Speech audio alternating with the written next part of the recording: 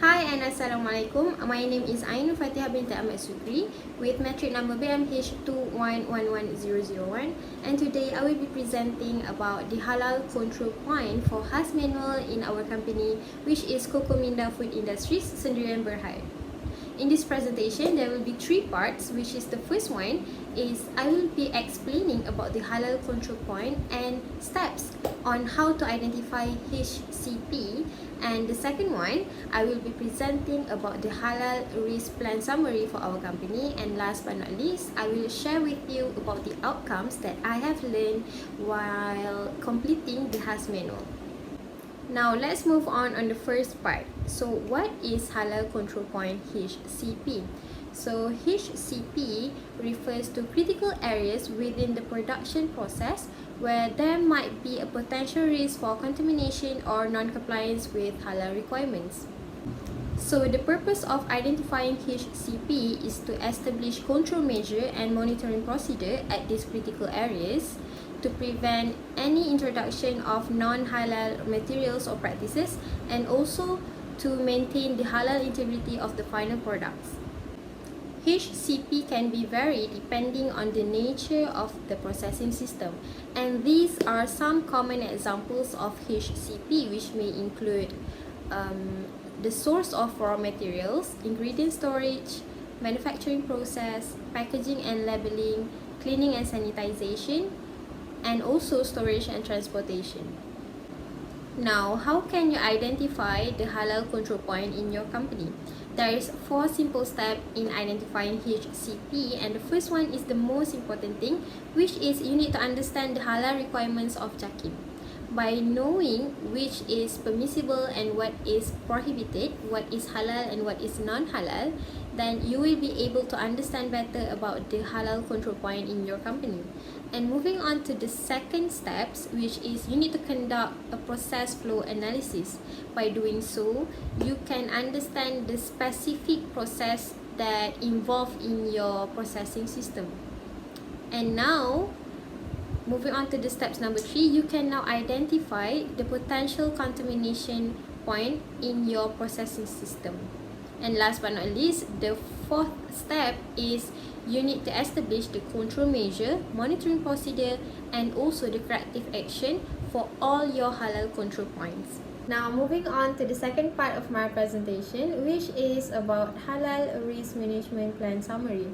So in our company, we have 3 processes that involve in the halal control points, which are receiving process, mixing process, and also distribution process. So for the first HCP is the receiving of raw materials. So the critical limits is when raw material is being delivered to our premise with expired halal certificate.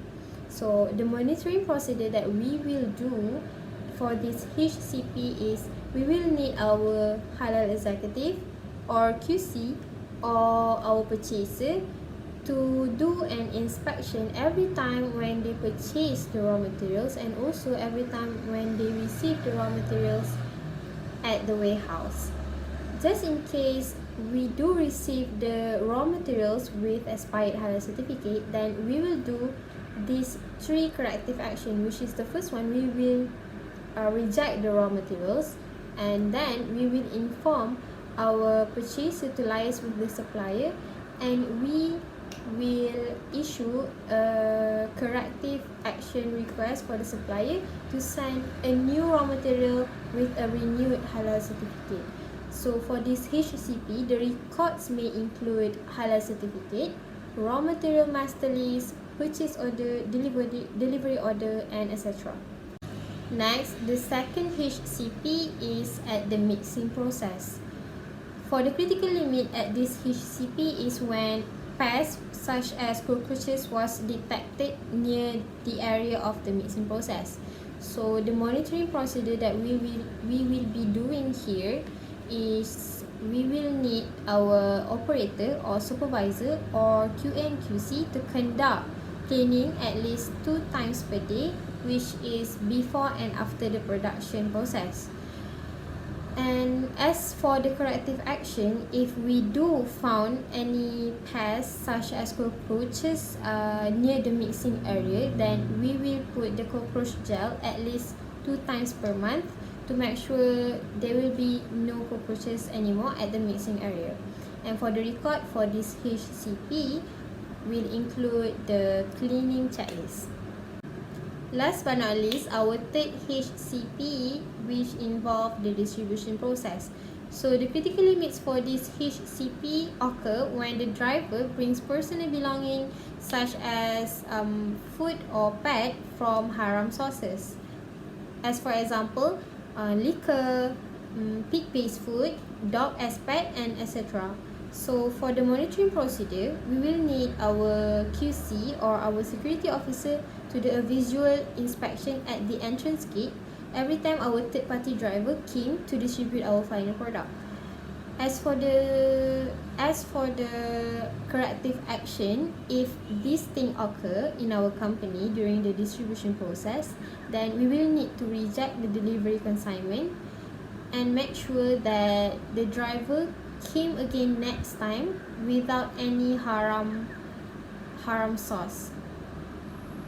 And for the record of this HCP may include the distribution checklist and distribution form. As we had discussed about the halal control point in Koko Minda food industry Sendirian Berhad, now I would like to share my point of view about the outcomes that I have learned throughout this assessment. So along this semester, we had learned on how to develop HAS manual theoretically in class. And frankly speaking, I think this assessment was really helpful because it helped us in exploring the new ways to develop HAS manual practically using the advantages and disadvantages of the companies that we had choose at first to do this assessment. In my opinion, this assessment was really helpful because we were learning on how to develop our critical thinking skills to solve the problems that occur in the company so that we can develop a better HAS manual to maintain the halal integrity of our product throughout the supply chain. Other than that, I also couldn't wait to experience more during my internship and also during my working experience right after I finished my diploma in halal industry in KPM Bandar Melaka.